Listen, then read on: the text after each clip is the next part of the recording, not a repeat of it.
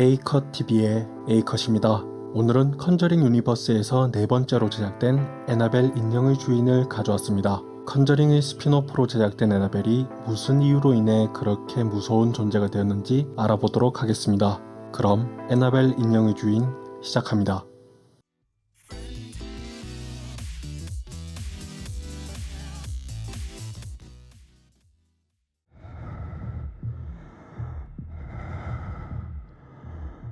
영화는 인형을 손수 직접 만드는 인형 장인 사무엘 멀린이 자신의 새로운 컬렉션의 첫 번째 인형을 만드는 장면으로 시작합니다. 사무엘은 도심에선 떨어져 있지만 궁궐 같은 집에서 아내와 사랑스러운 딸과 함께 살고 있습니다. 딸 비는 어리지만 장난기도 많고 밝은 성격으로 아빠에게 날 찾아봐 가까이 찾았다 라고 쪽지를 써서 숨바꼭질을 거는 등 화목하고 행복한 생활을 하고 있었습니다.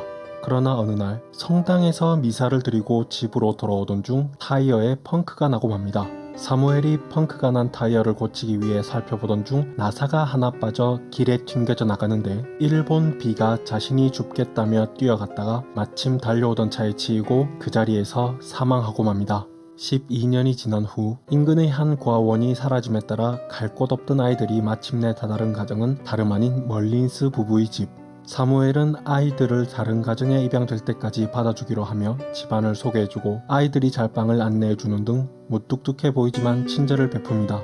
아이들은 들뜬 채로 집안 이곳저곳을 둘러보고 사무엘은 아이들 중 소아마비로 한쪽 다리가 불편한 제니스에게 자동으로 계단을 오르내리는 의자를 보여주며 본래는 몸이 약해진 멀린스 부인을 위한 것이었다며 말을 흐립니다. 이때 의자를 시험 삼아 써보던 제니스는 2층에 방문이 열린 채로 방치된 방을 목격하고 뭔가 오싹하고 섬뜩한 기운을 느끼지만 아이들이 너도 나도 의자를 써보고 싶다고 올라온 탓에 자세히 보지는 못합니다. 이후 사무엘은 자신의 딸 비가 쓰던 방만큼은 걸어 잠가놓고 절대로 들어가지 말라며 별다른 설명 없이 앞으로도 계속 잠겨있을 방이다라는 말만을 남깁니다. 한편 수녀 샬럿은 자신의 방에서 물건을 정리하던 중 방에 있는 수동 엘리베이터가 저절로 작동을 하는 기이한 현상을 목격합니다. 그날 밤 제니스와 린다는 2층 침대가 있는 방에서 잠을 자는데 2층 침대의 1층에서 자던 제니스는 방문 밑으로 종이 쪽지가 들어오던 것을 목격하고 쪽지에는 자신을 찾아보라는 문구가 적혀 있습니다. 제니스는 쪽지를 따라가고 그 앞에는 사무엘이 들어가지 말라고 신신당부한 비의 방이 있었고 마침 문이 잠기지 않았기에 제니스는 망설이다 결국 방문을 열어 방에 들어갑니다. 그리고 제니스는 마치 무언가에 홀린 듯 장난감 집의 옷장을 열게 되고 그 안에서 열쇠를 발견합니다. 제니스는 그 열쇠가 실제 비의 옷장 열쇠인 것을 알아채고 잠긴 문을 열고 옷장 안의 애나벨 인형을 목격합니다. 제니스는 섬뜩한 기분이 들어 옷장의 문을 닫고 방에서 나가려 하나 옷장의 문은 다시 저절로 열리고 제니스가 뒤돌아서는 사이 방 안에 든 애나벨 인형이 이불을 뒤집어 쓰고 스스로 움직이는 현상을 보이게 됩니다. 이불을 뒤집어 쓴 애나벨 인형이 제니스를 구석으로 몰지만 갑자기 이불이 걷히며 사라지고 제니스는 방에서 도망치듯이 나와 자기 방으로 향합니다. 다음날 아이들은 린다를 따돌리기 위한 숨바꼭질을 시작하는데 린다는 숨을 곳을 찾아 헤매던 중 계단 아래쪽에 있는 공간에 숨어 들어가고 그 안에 앉아있는 애나벨 인형과 맞닥뜨립니다. 린다는 인형에게 습격을 받아 겁에 질린 채로 뒷걸음치다 문이 열려 계단 밑 방에서 나옵니다. 밤이 되고 사무엘은 샬럿의 방에 있는 수동 엘리베이터가 저절로 움직이던 것이 오래돼서 그런 것 같다며 고쳐주고 샬럿의 방에 있던 사진을 보게 됩니다. 루마니아 수녀원에서 찍었다는 샬럿의 설명을 듣다가 사진의 각도를 움직이며 희미하게 보이는 괴기한 모습을 한 수녀를 보며 이 수녀를 아냐고 묻지만 샬럿은 그 수녀를 본 적이 없다고 대답합니다. 제니스는 기묘한 음악 소리를 듣고 비의 방에서 나오는 음악 소리에 이끌려 다시 비의 방에 들어섭니다. 제니스는 그 방에서 창가에 서 있는 생전의 비의 모습을 목격하고 조심스럽게 말을 걸자 비는 제니스에게 도와달라며 도움을 청합니다. 제니스가 비에게 필요한 것을 묻자 순간 비는 제니스를 향해 뒤돌아보며 악마의 모습으로 바뀌고 너의 영혼이라고 대답하고 제니스는 비명을 지르며 필사적으로 도망치려 하지만 악마는 빨간 손톱을 보이며 제니스를 추격하고 가까스로 방에서 도망친 제니스는 사무엘이 이사 첫날 알려준 자동 의자를 타고 내려가지만 의자가 도중에 저절로 멈추더니 제멋대로 다시 올라가기 시작합니다. 계단 위에서 비의 현상을 본 제니스는 겁에 질려 내려가려 하지만 뜻대로 되지 않고 악마는 제니스를 들어올려 1층 바닥으로 내던지고 제니스는 떨어져 큰 부상을 입어 간신히 회복되던 다리를 크게 다치게 됩니다. 샬럿은 심상치 않은 일이 일어남을 깨닫고 아이들에게 제니스를 잘 보살펴 달라고 이야기합니다. 하지만 제니스를 향한 재앙은 끝나지 않았고 제니스가 휠체어를 타고 뜰에 혼자서 태양빛의 따스함을 느끼던 도중 뒤에서 누군가가 휠체어를 밀어 헛간에 제니스를 가둬버립니다. 헛간에 갇힌 채 보이지 않는 존재에게 위협을 받던 제니스는 또다시 비와 맞닥뜨리고 제니스의 몸 안으로 악마가 들어가게 됩니다. 한편 린다는 제니스의 행동이 이상해졌다며 사무엘에게 토로하지만 사무엘은 처음에는 궁금해하면서도 린다의 말을 듣고서야 제니스가 비의 방에 들어갔다는 것을 알게 되고 린다에게 그 방에는 절대로 들어가지 말라고 당부하며 화를 내고 집 안으로 급하게 들어갑니다. 사무엘은 집에 들어왔지만 집 안의 분위기가 심상치 않습니다. 사무엘은 천천히 집안을 살피고 부엌에서 식탁 정중앙에 앉아있는 에나벨 인형을 발견합니다. 불안함에 휩싸인 사무엘의 뒤로 때마침 집을 배회하던 제니스가 지나가는데 제니스를 마주한 사무엘은 제니스에게 함부로 돌아다니지 말라 경고하지만 제니스가 목을 기이하게 꺾고 뒷걸음치며 비가 생전에 자기 전에 항상 듣던 노래를 흥얼거립니다. 사무엘은 자신이 깎은 나무 십자가를 들고 제니스에게 다가가지만 제니스는 이미 악마가 들린 상태. 악마는 사무엘이 십자가를 든 손가락을 하나씩 반대로 꺾어버리고 결국 사무엘은 온몸이 꺾인 채 죽음을 맞이합니다. 샬럿은 사무엘의 비명소리를 듣고 급히 집 안으로 들어가지만 이미 사무엘은 온몸이 꺾인 채로 죽어 있었습니다. 샬럿은 지금까지 일어난 일들에 대해 이상함을 느끼고 불행함을 무릅쓰고 멀린스 부인에게 달려가 도대체 지금 무슨 일이 벌어지는 것이냐며 상황을 묻습니다.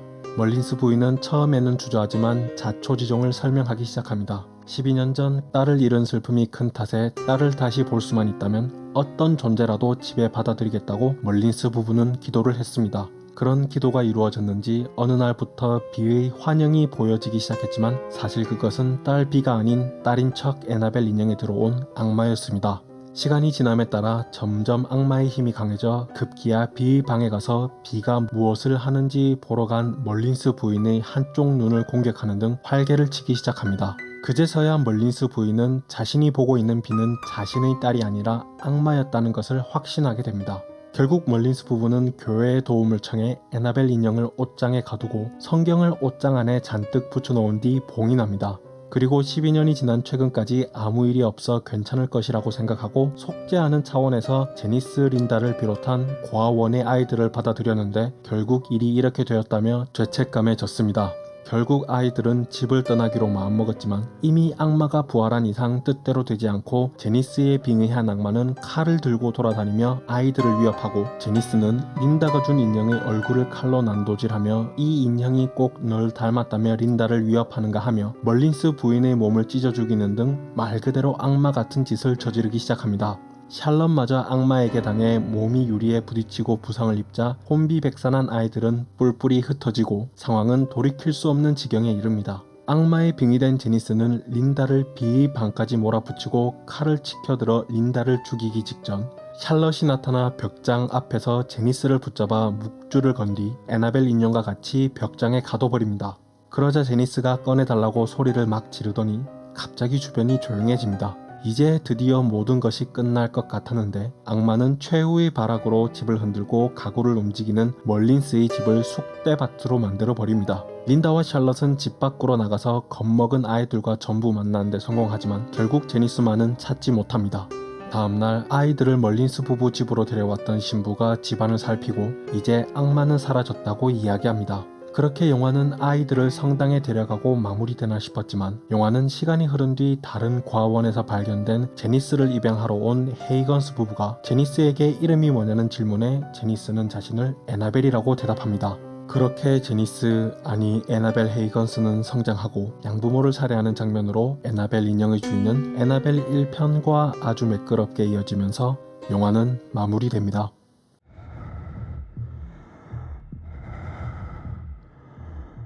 에나벨 인형의 주인은 제임스 완이 영화 에나벨과 같이 제작만을 맡고 데이비드 샌드버그가 감독을 맡았습니다.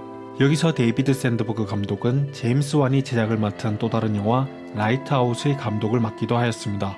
라이트아웃 또한 제가 재밌게 본 영화 중 하나라 솔직히 기대 아닌 기대를 하고 애나벨 인형의 주인을 보았습니다. 하지만 이상하게도 컨저링은 전형적인 공포영화의 클리셰를 파괴하고 정말 개성있는 영화를 보여주었는데 스피노프 영화들은 전부 다 전형적인 클리셰를 따라가는 모습이 이번 애나벨 인형의 주인에서도 보여 아쉬웠습니다. 지금까지 컨저링 유니버스의 영화와 차이점을 말해본다면 상당히 잔인한 장면이 직접적으로 많이 노출되는 것입니다. 손이 꺾이고 멀린스 부인의 하반신이 절단된 상태로 벽에 걸려있는 모습을 보여주는 등 그 순간만큼은 어정쩡한 고어 영화보다도 훨씬 잔인한 장면을 사실적이고 상세히 보여주었습니다. 그리고 영화 애나벨이 워낙 스토리적으로 별로였던지라 그에 반해 애나벨 인형의 주인은 그나마 스토리 부분에서는 괜찮아 보였습니다. 마지막으로 가장 마음에 들었던 부분은 말 그대로 애나벨 인형은 왜 저주받은 인형이 되었느냐라는 질문에 확실한 대답을 해준다는 것이 마음에 들었습니다. 영화 마지막 영화 애나벨과의 자연스러운 연결은 이것만큼은 정말로 마음에 들었습니다. 지금까지 컨저링 유니버스에서 네 번째로 제작된 애나벨 인형의 주인에 대해 이야기해보았습니다. 다음 영상은 애나벨 인형의 주인에서 확실하게 떡밥을 던졌고 컨저링 유니버스에서 가장 유명한 악마 발락에 대해 다룬 영화 더넌으로 찾아뵙겠습니다.